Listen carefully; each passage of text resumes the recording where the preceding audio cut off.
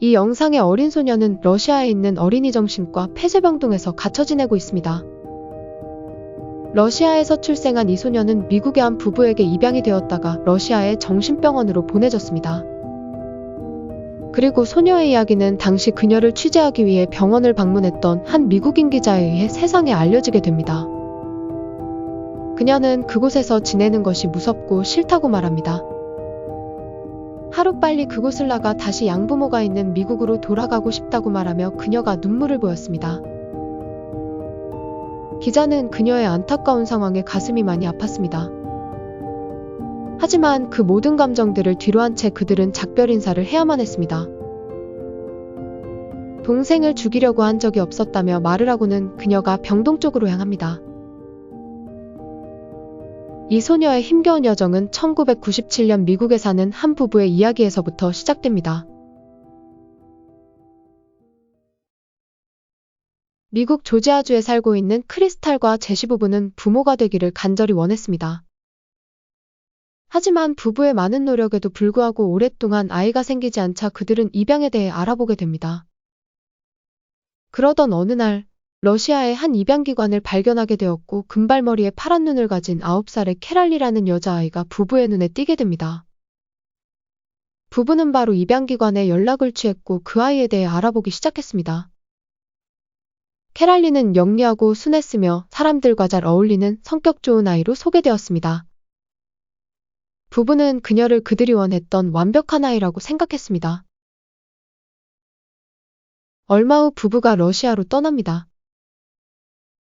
러시아의 작은 마을인 보로비치에 위치한 입양기관에서 캐랄리가 예쁘게 차려입고는 도착한 부부를 밝게 맞아주었습니다. 그녀가 환하게 웃으며 부부에게 달려갔고 크리스탈이 자신을 엄마라고 소개하자 그녀를 엄마로 금세 따르기 시작했습니다. 부부는 그런 그녀가 너무도 마음에 들었습니다. 그리고 오래전부터 많은 자녀를 원했던 부부는 캐랄리의 형제로 조슈아라는 3살 배기 남자아이도 함께 입양하기로 합니다. 두 아이를 데리고 미국행 비행기에 오른 부부는 모든 게 꿈만 같았고 부모가 된다는 것에 너무 행복했습니다.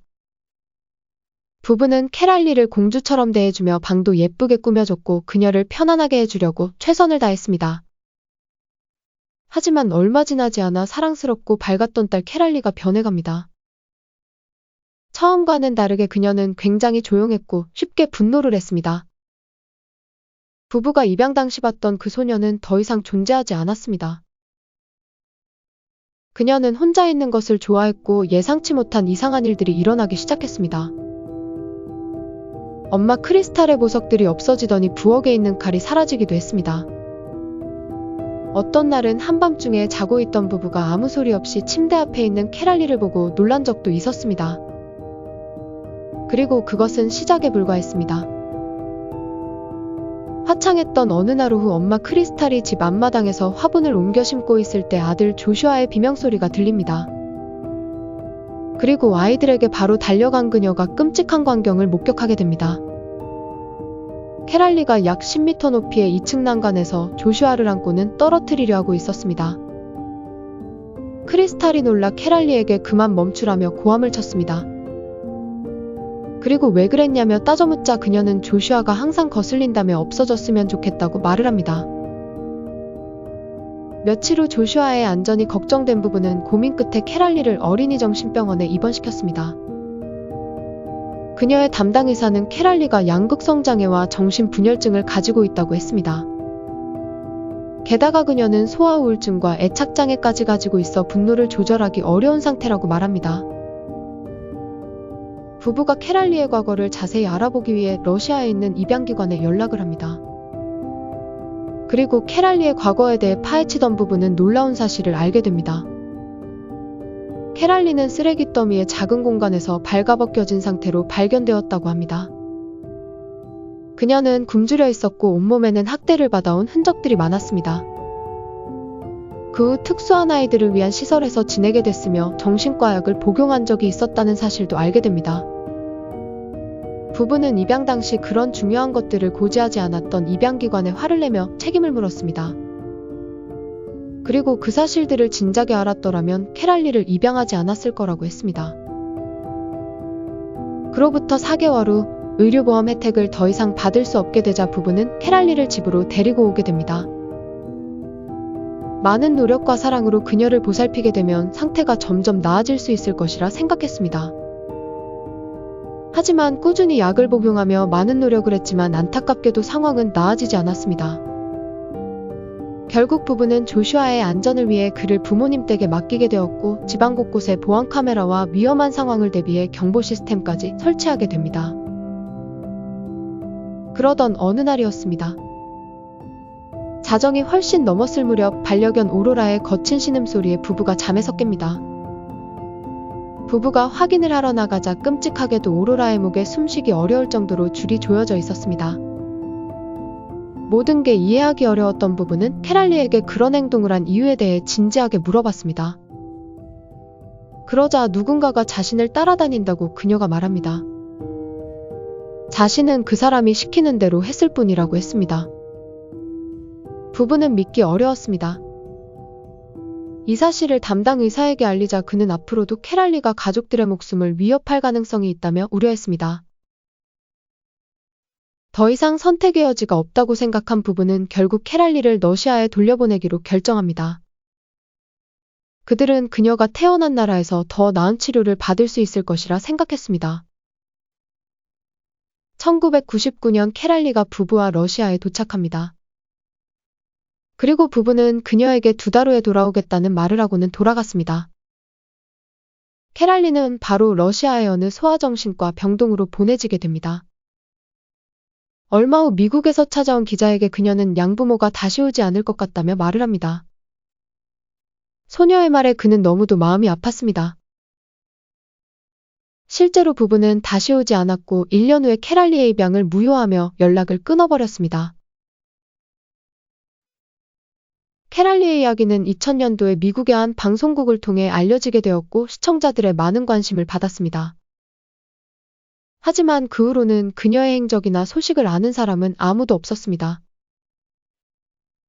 세월이 흘러 그녀가 잊혀져 갈 때쯤 캐랄리를 취재했던 기자가 그녀를 찾기 시작합니다. 그는 동생을 죽이려 한 적이 없었다는 그녀의 마지막 말을 잊을 수가 없었습니다. 2021년 여름 무렵 그가 마침내 캐랄리를 찾게 되었고 그들은 바로 만나기로 합니다.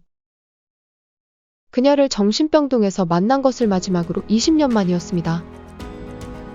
캐랄리는 미국의 노스캐롤라이나주에 살고 있었으며 한 남자의 아내였고 사랑스런 아이들을 둔 엄마라고 했습니다.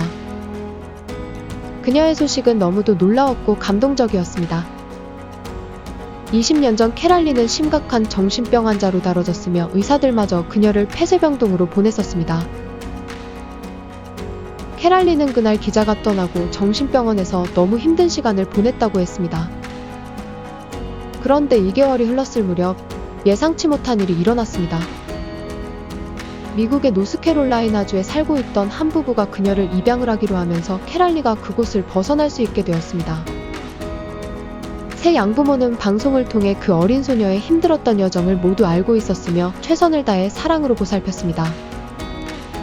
그리고 그녀가 미래에 더 나은 삶을 살아갈 수 있도록 교육에 많은 신경을 썼으며 따뜻한 가족이 되어주려고 노력했습니다.